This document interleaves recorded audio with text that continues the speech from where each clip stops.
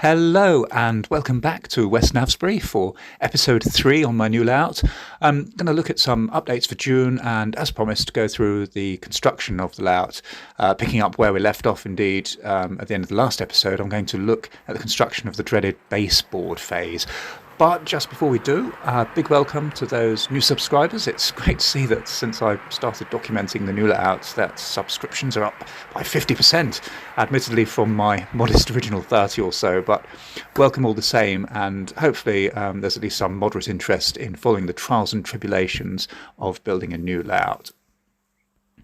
Okay, so baseboards, and yeah, I guess as is the case for a lot of people, the emoji says it all. So I only have whatever my school woodwork lessons armed me with about 20 years or so ago. And, you know, like many people, if money were no object, I would probably have asked an expert to build the baseboard stage for me. But this was also the stage as well where I couldn't rely on any previous experience from the original layout, where I'd simply secured the baseboards, albeit pretty thoroughly together, but then I'd just laid them across pasting tables. Anyway, back to the new layout, and we left off with holes through walls and baseboards loosely placed above the retaining wall to the stairway, and the other baseboard sitting on an ironing board. So the retaining wall was what dictated the minimum height the baseboards would need to be at. So the baseboards are mostly 12mm ply, braced underneath with strips of 27 by 44mm timber.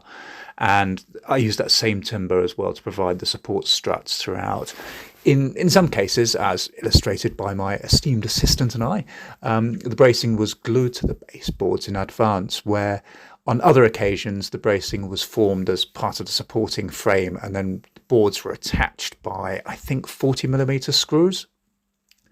The supports were fixed together and to the walls and other fixtures using these flat brackets that you can see in the pictures there, well, flat and 90-degree angle metal brackets. Just onto the boards on the opposite side of the room from the sloping roof, I was actually really lucky in that somebody at work was giving away 4 large sheets of plywood following an office upgrade. So I had these and cut them down to size. In the absence of any power tools or anything, I had to use a handsaw, a lot of measuring, and some dining room chairs as a support. Now, absolute disclaimer here, this channel is not a how-to channel. This is simply what I did with the resources, or lack of, that were available. But I was pleasantly surprised really by how straight and clean the cuts were, which meant that the donated boards were the same size as the ones I'd bought from the shop. And in all, I think I saved around about £80 in timber costs. The final stage then was to fill in the gaps at each end of the layout and around the roof support beams. So here the experience of cutting those larger sheets of plywood down had given me a little bit more confidence that I could actually cut and fill in the remaining areas to complete a level surface around the whole room.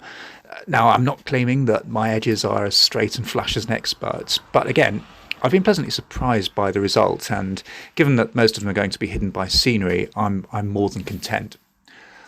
One thing I have desperately tried to achieve throughout, though, is to ensure that the layout is as flat and gradient-free as possible. My older Hellion locos are very unforgiving of gradients, and the sound of them picking up speed or slowing down as they run around really gets my OCD going, particularly on the last layout. And so here I've been absolutely obsessive with the spirit level throughout.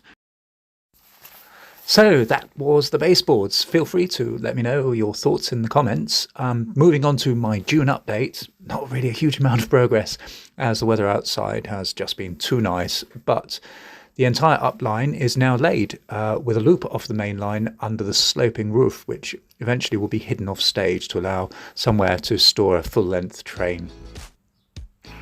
In the meantime, some shots of the upline in action, complete with a visit from a 60-year-old locomotive which ran perfectly straight from its box, and on code 75 track as well, with no issues, which was a bit of a surprise. But until next time, hopefully you'll enjoy watching some shots of the trains running around, and you found this video at least moderately interesting. Perhaps see you next time.